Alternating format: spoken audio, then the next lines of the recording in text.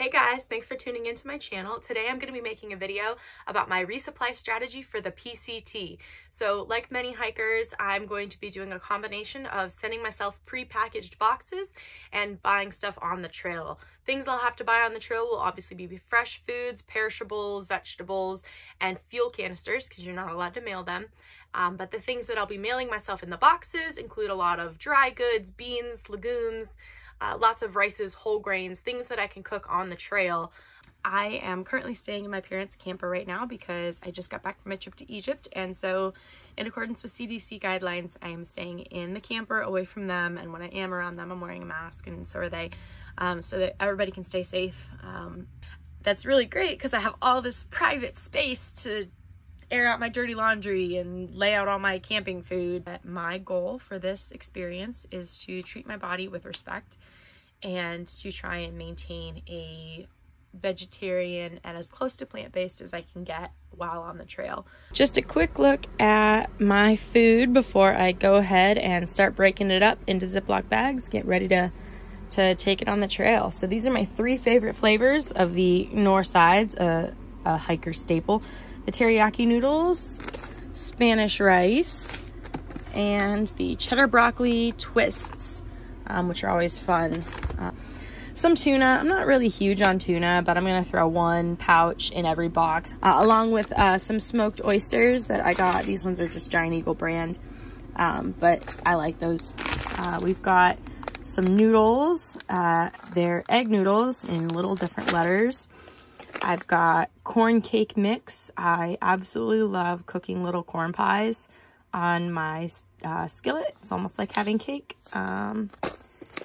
Got Annie's white shells and cheddar.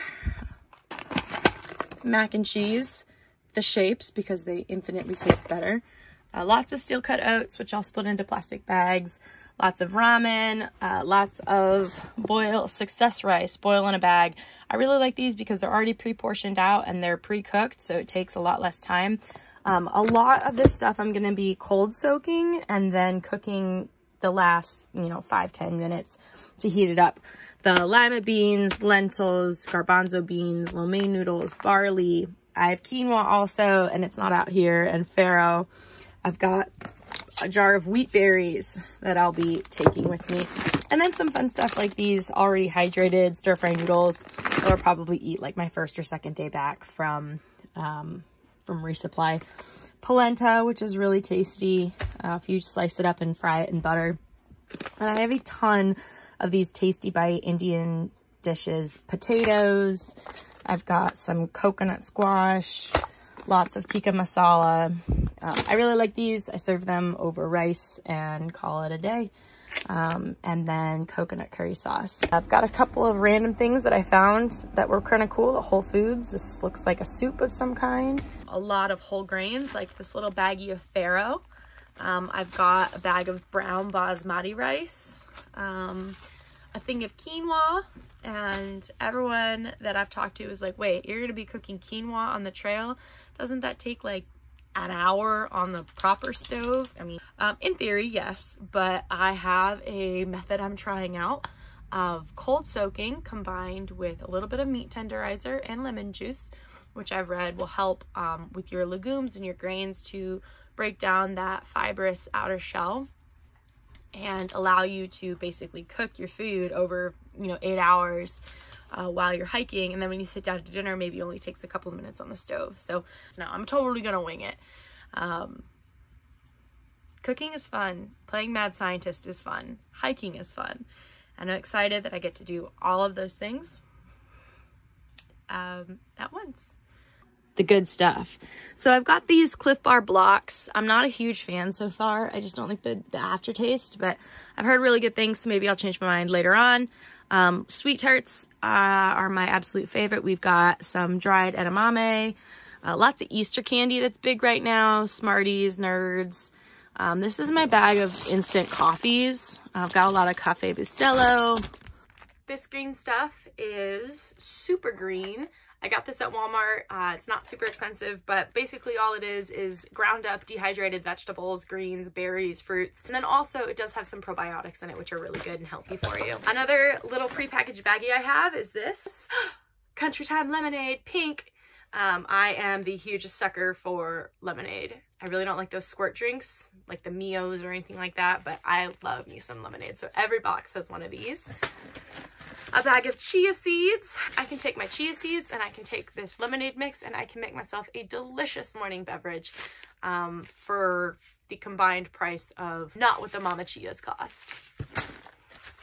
Another really important part of my resupply strategy with my resupply boxes is the hygiene and cleanliness factor there. So each box is going to have a couple of wet wipes, single packed, as well as one thing of laundry detergent. This is just the Gain Original. Ta-da! And it makes the box smell amazing. So I figured that way when I'm doing laundry in town, I don't have to, you know, spend $2 on a single serving of laundry detergent at a laundromat. And then the other thing is going to be this little ditty bag. It's got some feminine products, some Band-Aids, some Q-tips, some ibuprofen, some fish oil, and some alcohol prep pads. That'll go in every single box. So I may or may not need them at every time, but there's always someone who needs a couple of ibuprofen. There's always someone who needs a tampon. So that's going to be included in every box. Also with one of these to hopefully help keep rodents and bugs out of my food box when they're sitting on the shelf at the post office somewhere. I have to run in just a second and go get tape to finish my boxes. So I started these boxes, as you can see, they say hold for hiker, ETA, and then it has my name on it. But I got the smaller ones. They're not huge, which is going to be kind of a challenge because I have a lot of food here. Part of the reason that I opted for the smaller boxes was that, one, they're cheaper. Each box, if I pre-purchase the labels on Pirate Ship, will cost me about $13.75 to mail to wherever I'm going. The way I'm trying to look at it, yeah, I'm going to spend probably $140, $170 on shipping this summer. But as long as every box I save somewhere in the $10 to $15 range, like I see it as a win-win. If the food that I'm sending myself won't fit in that box, it is not going to fit in my pack, and I will become a cliche and I'll be dropping half my food from my resupply into a hiker box. So I'm really trying to mitigate that and ditch all of the extra, you know, packaging and cardboard now, switch it out for Ziploc bags. This is my trash pile. All of that is garbage packaging. Somehow I'm gonna have to make it up to Mother Earth for my carbon footprint with all this plastic. I'm working on it. I'll come out and I'll set up my assembly line and I'll let you guys see a little bit of that. I found it was a lot cheaper to buy in bulk and mail it to myself than take my chances on the trail, just because I am somewhat of a picky eater and I want to do a lot of my own cooking. People keep saying you're going to get tired of those north sides. And maybe they're right. Maybe I will get tired of them. But I'm sitting here and trying to pack my food for the trail and I'm thinking, dinner time. I'm kind of hungry. Ooh, these teriyaki noodles. They're really good. Something tells me I won't get sick of this on trail.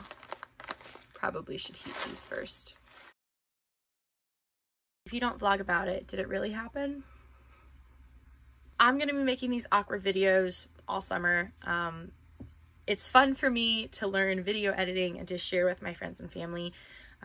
But also, if you want to keep watching me make a fool of myself and be goofy on camera, then just like and subscribe to my channel.